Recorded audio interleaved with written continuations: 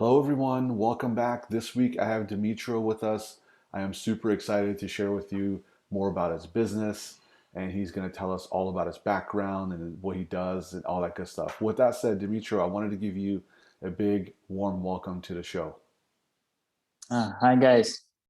Great. Let's kick it off with a one word open. If you could use one word to describe how you're feeling in this moment before we get started, what would that be? That would be fulfilled. Fulfilled? Fulfilled. Awesome.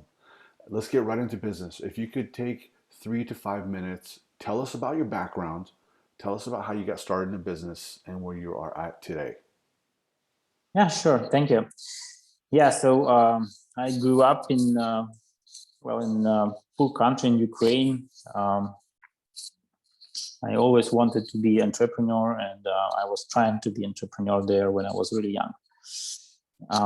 Then I went to a really small company, which became a really big corporation. So I've been a 10th employee, and we grew the company to 4,600 employees worldwide.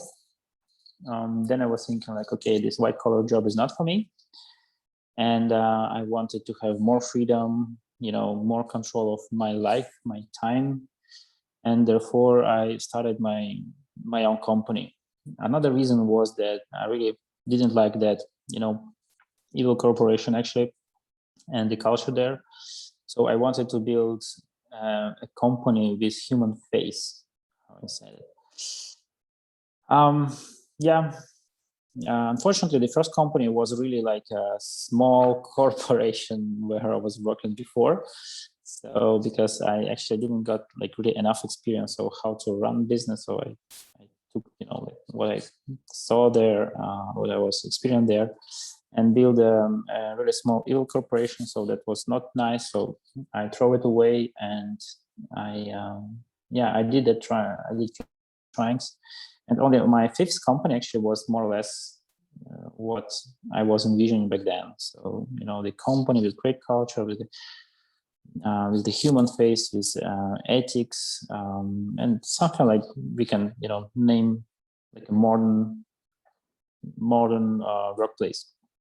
So that company went successful. So I started other businesses, and my first company is actually Chanti. Yeah.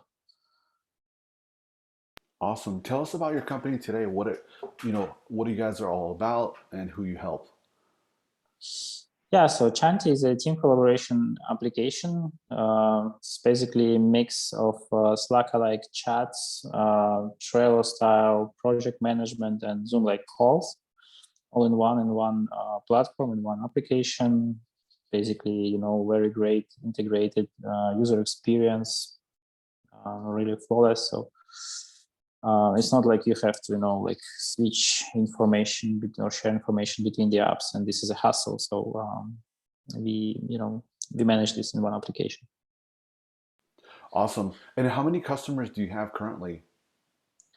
It's a little bit more than 70K teams who are using Chanti. Awesome. So I could tell it's really popular. That's awesome. It's great to Thank you. see, when you have an awesome product be adapted so well. So I know you're having some acceleration in your growth, which is exciting. Let's talk about some recent wins. So Dimitro, if you could share with us a recent win that you had in business really quickly, and what was your takeaway from it? Um, so significant recent win was the government contract in Saudi Arabia, which was a really unexpected market for us. And we were successfully fulfilled that need. Different experience working on really different markets.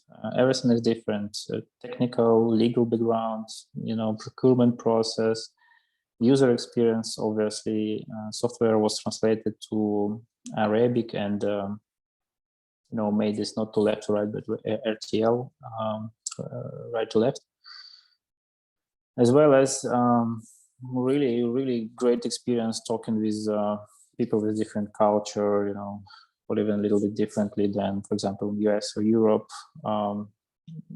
Takeaway was that like be open for everything, actually. Be open for all opportunities, see where it will lead you, because that big organization recommended us to other extremely big organization, inside their country. And actually we can try to build business there, like really new business. So that's cool. So yeah, try to see, as wide as possible, and opportunities are everywhere. Absolutely. You have to be open to opportunity. You have to be open to possibility. And then, you have a big win like that. That's really cool. Let's talk about failure really quickly. So, first, if you could share with us what failure means to you and a recent failure really quickly, and what was your takeaway from it? Yeah. So what failure means to me? That's obviously a lesson. It's okay to fail. Everybody fails sometimes, but what how I measure fails is how good you can recover from it. So better to make failures quickly, and recover quickly, rather than do something big, then it will fail, and you are done, or you need a lot of time and energy and resources to recover from it. Recent fail was probably incorrect, let's say, micro project investments inside a company, because we did a few technical decisions which were not correct, invested in the trendy technologies. However, we were not able to finish those prototypes and proofs of concept and take them to the production level. So actually that freezed our development team for some time, and therefore we lost money. And what's more important, we lost time. In business, I think the time is the most crucial component. You actually should do something, to trade time. So you either buy it or sell it. That's extremely important that you manage time. Very true. Timing, to your point, is very important. So let's go back Exactly. in time. So if you were sitting in front of your 21-year-old self and you have 30 seconds to give yourself one advice, what would that be? Be systematic. Try to guess the system, and follow these rules. It's like a sport. You should do some actions every day, and basically when you do them, when you learn each day from those actions, then you grow. With this experience, everything will come. Awesome. What about whenever you're doing interviews like this, or you're talking to your team, or you know, there's that one question that you love to be asked, or you have been asked before, and I haven't asked it to you today. So, what would that one question be? um Actually, nobody asked me how much how much I'm lying to myself in terms of the perception of the business and the company and how it runs. Let's do that. And Yeah. yeah, and I think that's very important. I mean, I'm starting my day from this question, like how much I lied myself yesterday. Why it's important? Because when we are envisioning something, we have these expectations, we are forming them in our minds. And what's not nice, that we are actually starting to believe in them. This is good, but you change your vision of the picture. So I'm trying to somehow mitigate that, and think how much I was envisioning something in relation to the actual results, or how the situation really is. Not to fly into the clouds or in my dreams, but actually see the reality and yeah, try to be as objective as possible. I love it. I don't think anyone's ever shared that with me, and it's interesting that no one's ever asked you that either. So that was really cool, Dmitry. Thank you, Dan. Very cool. So let's go into how could our clients or how could future clients listening to this or people that want to connect with you, how could they find out more information?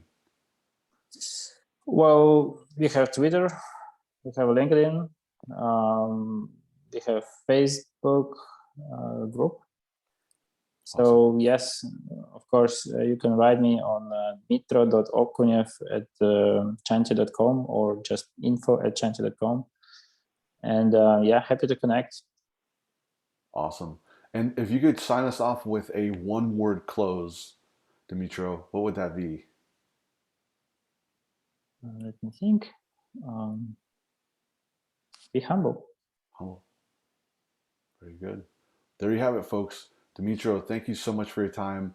I appreciate the values that you gave us and that that are important to you, and you share that with us. Being humble, and also liking yourself. You ask yourself that question, which is really cool, and also you shared with us your wins and failures, and those are really good takeaways for all of us listening. So thank you very much. I appreciate your time and looking forward to catching up with you soon. Thank you, Danny. Thank you for this awesome show. Thank you.